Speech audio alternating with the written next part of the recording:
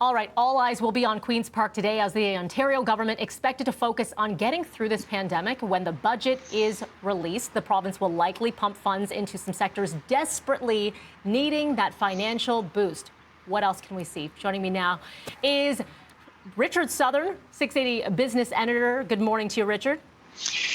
Mel, good morning. How are you today? I'm doing all right, and I know you are going to be combing through the numbers. The first big number I want to get to is a lot of people are focused on the deficit and what it means and how long it's going to take to pay off. So let's paint that picture beginning there.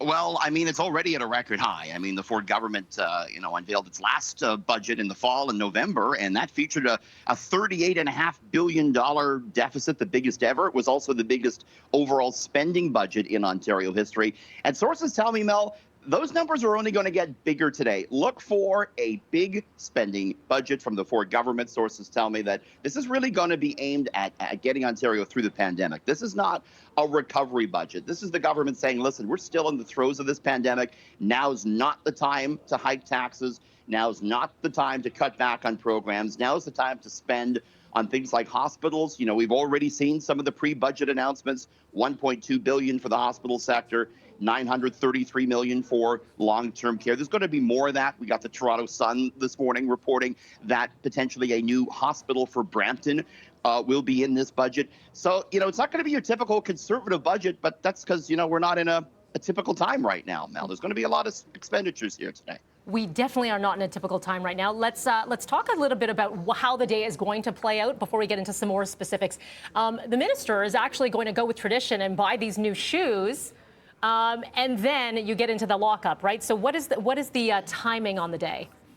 Yeah, budget's always very interesting, and there's a lot of tradition involved. So yes, Peter Bethlenfalvy, who, by the way, he's delivering today, Mel, the third budget from the Ford government, and he is the third finance minister. That's very unusual to have a different finance minister for every budget. But first minister, Mr. Fedeli, shuffled out of that position after a budget that was poorly rolled out, the first one. Rod Phillips had his trip to the Caribbean. That got him out. So here we are with Peter Bethlenfalvy. Yes, he's going to be in Pickering this morning, I'm told, to buy a new pair of shoes, which is tradition. Me and my fellow journalists will be at Queen's Park. We're going to get the budget at 9:30. We can't talk about it, though, Mel, until the minister rises at 4 o'clock in the House. And that's when you're going to hear all the details on 680 News and City News, and we'll have it all for you online as well. Richard, one of the big pieces that a lot of people will be watching for is the idea of universal childcare, specifically the impact it has had on the workforce and the segment of the population, looking at a lot of women being pushed out of the workforce in the last year. What can we expect there? Again, this is not something you'd expect to hear from a conservative government, right? This is actually something the NDP have kind of been pushing for.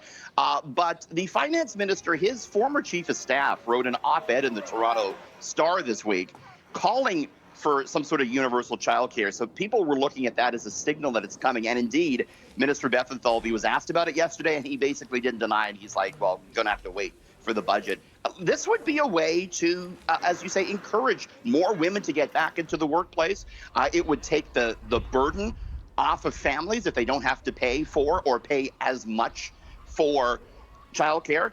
But, Mel, this would be another huge expenditure. And certainly when you're talking about childcare and you're talking about building hospitals, these are things that really add to the bottom line. And the question is, are we going to see any sort of path out of that red ink? Is there going to be a light at the end of the tunnel? Yeah. Here's how we get rid of the $38 billion. We don't know yet. At the end of the political tunnel, we're looking toward June 2022, and that's where we're supposed to get back to the polls as well. So, of course, there's that game as well. Richard, as always, appreciate your time and enjoy the virtual lockup. I always like that term. Thanks, Mel. All right, take care. See you soon.